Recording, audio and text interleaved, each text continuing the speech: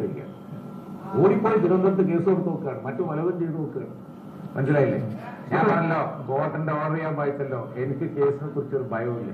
മാത്രമല്ല, ഇനി മേലോട്ട് നോക്കിയാൽ ആകാശം, താഴോട്ട് നോക്കിയാൽ ഭൂമി. എന്നെ അങ്ങനെ എന്തും ചവിട്ടിത്തേക്കാനൊന്നും പറ്റൂല. എന്റെ ലക്ഷക്കണക്കിന് അനുയായികളുണ്ട്, എന്ത് വേണേ അവർ ചെയ്തോട്ടെ. എനിക്കറിയാം, ഫൈറ്റ് ചെയ്യാൻ എനിക്കറിയാം.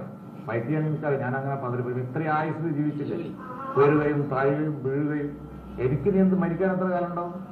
അതൊന്നും ഒരു വിഷയമല്ല. പക്ഷെ എന്നെ ചുട്ടാൽ കേരള രാഷ്ട്രീയം പിടിച്ചെടുക്കുക എന്നാരെങ്കിലും വിചാരിച്ചിട്ടുണ്ടെങ്കിൽ അത് നടക്കൂല. പലതവണ താങ്കളെ ശിക്ഷിച്ചുകൊണ്ട് താങ്കൾ കരുതുന്ന ആളുകൾക്കെതിരെ ഇത്തവണ പോരാടാൻ തന്നെയാണ് താങ്കൾ തീരുമാനിച്ചിരിക്കുന്നത്. എല്ലാ നിൽക്കും ലീഗലായിട്ട് ഞാൻ കോമ്പൻസേഷന് വരെ കേസ് കൊടുക്കും. എല്ലാവരും സൂക്ഷിച്ചോട്ടെ. കാരണം പീഡനം 15 കൊല്ലം തുടർച്ചയായി സഹിച്ച ഒരാളാണ് അപ്പുറത്തുള്ളത്. മനസ്സിലായി? അതുകൊണ്ട് നിയമപരമായ എല്ലാ മാർഗവും നോക്കും ബന്ധപ്പെട്ട് ആരാലും തടുക്കട്ടെ. ഞാൻ തെളിയിക്കും. എന്റെ പേരിൽ ഈ പറഞ്ഞതുപോലെയുള്ള ബ്ലാക്ക് മെയിലിങ്ങിന് ഉപയോഗിച്ച സംഗതി ഏതൊക്കെ കോടതി കയറിയിരുന്നു, എത്ര പ്രാവശ്യം അന്വേഷിച്ചു, കോടതി സീലിട്ടു എന്ന്, അപ്പക്സ് കോർട്ട് സീലിട്ടു എന്ന് പറഞ്ഞ കാര്യം ഉപയോഗിച്ചിട്ടാണ് ഈ ഏർപ്പാട് നടക്കുന്നത് എന്നുള്ളത് ബന്ധപ്പെട്ടവർ മനസ്സിലാക്കിയില്ല. റൌഫിന്റെ ബാക്ക്ഗ്രൗണ്ട് നോക്കി ചെയ്ത തെറ്റാണ്. എനിക്ക് ഒരു കാര്യം ചോദിക്കാതിരിക്കാൻ കഴിയില്ല. ഇപ്പം UDF-ലെ ഒരു പാർട്ടിയെ കുറിച്ചും താങ്കൾ സൂചിപ്പിച്ചു. ഇപ്പൊ നേരത്തെ പിണറായി വിജയൻ പറഞ്ഞിരുന്നു, ഒരുപക്ഷെ UDF-ൽ രണ്ടാം കക്ഷിയാകാൻ ശ്രമിക്കുന്ന KM മാണിയുടെ പാർട്ടിയെ കുറിച്ചായിരിക്കും താങ്കൾ ഉദ്ദേശിക്കുന്നത് എന്ന്. അങ്ങനെ എന്തെങ്കിലും സൂചന അതിലുണ്ടോ? അല്ല. മാണി സാറോട് ഇന്നലെ ഞാൻ സംസാരിച്ചു. അദ്ദേഹം സാത്വികനായ രാഷ്ട്രീയത്തിൽ പല നൈപുണ്യമുള്ളായിരുന്നു. കാരണം അഡീഷണൽ AG ആയിരുന്ന, അഡീഷണൽ DGP ആയിരുന്ന ആ പാർട്ടിയുമായി ബന്ധമുള്ളതുകൊണ്ടുകൂടിയാണ് അങ്ങനെ ഒരു ആശയം പൊങ്ങി വന്നത്. അയ്യോ അല്ല, മാണി സാർ ഒരിക്കലും അങ്ങനെ ചെയ്യില്ല. മാണി സാറിന്റെ പാർട്ടിയല്ല, കേരള കോൺഗ്രസ് അല്ല. അങ്ങനെയെങ്കിൽ താങ്കളുടെ തന്നെ പാർട്ടിയെ സംശയിക്കേണ്ടി വരും. മുസ്ലിം ലീഗിൽ നിന്ന് തന്നെ ആരെങ്കിലും ആണോ? ഇനിയിപ്പോ ഞാൻ അങ്ങോട്ട് പ്രൊസീഡ് ചെയ്യുന്നില്ല അത് സംബന്ധിച്ച്. എന്റെ സുഹൃത്ത് മാണി സാറെ പറ്റി പറഞ്ഞ് ഞാൻ കൂട്ടാക്കില്ല. അതുകൊണ്ടാണ് ഞാൻ പാർട്ടി 1 or 2 ആയിക്കോട്ടെ, അത് ഇഷ്യൂല്ല, അത് രാഷ്ട്രീയമാണ്. അദ്ദേഹത്തിന്റെ കഴിവ് കേരള കോൺഗ്രസ് നോക്കിക്കോട്ടെ, ഞങ്ങളും നോക്കി.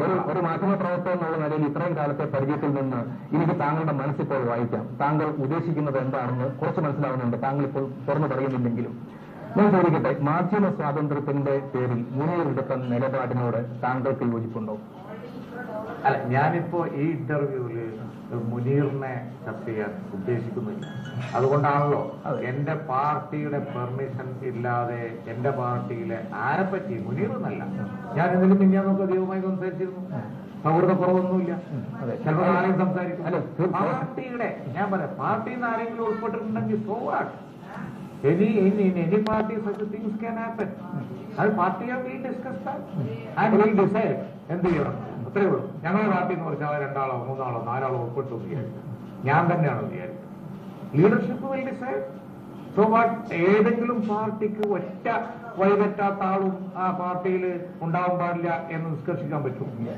ഒരു ചാനലിന്റെ ചെയർമാൻ ഒരുപക്ഷെ അദ്ദേഹം സാമ്പത്തിക കാര്യങ്ങളാവും കൂടുതൽ ശ്രദ്ധിക്കുക, അല്ലെന്നുണ്ടെങ്കിൽ ചാനലിന്റെ മൊത്തം ഭരണപരമായ കാര്യങ്ങളാവും, എഡിറ്റോറിയൽ കാര്യങ്ങളിൽ അദ്ദേഹം ഇടപെടുന്നില്ല എന്നൊരു നിലപാടെടുക്കുന്നു. അതൊരു നല്ല കാര്യമായി കാണാൻ കഴിയാത്തത് എന്തുകൊണ്ടാണ്? അല്ല, ഇന്ത്യ വിഷൻ ചാനലിന് ഒരു ഹിസ്റ്ററി ഉണ്ട്. മുസ്ലിം ലീഗുകാർക്ക് വൈകാരികമായ ചില വിഷയങ്ങളൊക്കെ അതിലുണ്ട്. അതുകൊണ്ട് ആണ് ഈ വക വിഷയങ്ങളിൽ ഇത്രയൊക്കെ വികാരം വരുന്നത്. ഞാനത് വിശദീകരിക്കുന്നില്ല. പിന്നെ വേറൊരു സംഗതി, മാധ്യമ സ്വാതന്ത്ര്യം, സ്റ്റിംഗ് ഓപ്പറേഷനോ വ്യാജ ഡോക്യുമെന്റ് ഉണ്ടാക്കലോ, സുപ്രീം കോടതി സീലടിച്ച കേസ് കൊണ്ട് എഴുതി നടക്കലോ, എന്റെ കയ്യിലുള്ള പ്രൊഫസർമാർ കൊടുക്കുന്ന തെളിവ് തമ്മിൽ എന്താ പറയുന്നത് ഞാൻ കേൾപ്പിച്ചത്. ഇത് ചെയ്ത ആളെ പറ്റി, അവരുടെ ചാനലിലുള്ള ആളുകളെ പറ്റി തന്നെ തമ്മിൽ എന്താ പറയുന്നത് ഞാൻ മിസ്റ്റർ ചാനലിന് പ്രശസ്തി കൂട്ടാൻ വേണ്ടി ജോസിനെ പോലെ അങ്ങയുടെ സ്ഥാനത്തിരിക്കുന്ന അതിലെ ആളുകളെ പറ്റി അവർ തമ്മിൽ നടത്തുന്ന സംഭാഷണം ഞാൻ ശ്രദ്ധിച്ചതാണ്. രാഷ്ട്രീയക്കാർ മാത്രമല്ല ഈ കഥ പുറത്തു വന്നാൽ മാറുക. പേര് പറയില്ല,